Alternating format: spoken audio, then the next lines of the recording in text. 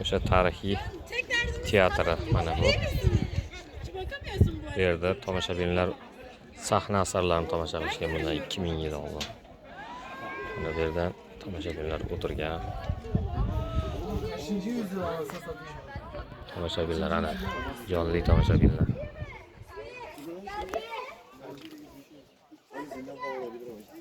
Oğlum diyorum sana zindan işte belli. Ama kanka şimdi burası arena olsun. Tamamen etrafı şey yapıyor. Mesela şuradan bak işte. Bu yerda Onu kendileri koyuyor. yer ostiga tushib ketadigan yo'l ham bor ekan.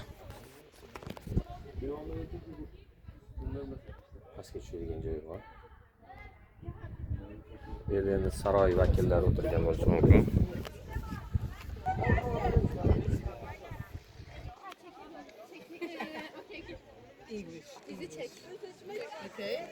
Bu milodiy 2-3 asrga doir Vizantiya teatri. Aktyorlar mana bu yerdan chiqgan. O'sha vaqtda endi aktyorlar juda obro'li sanalgan. Hozir ham xalq ko'p aktyorlar hurmat qilganda, u davrda ham shu butun mamlakatga mashhur aktyorlar bo'lgan. Bu yerda musiqa bastalovchilar turgan. Perfect. Ben seni çekiyorduk. Mana bu zinadan qarang, zinani.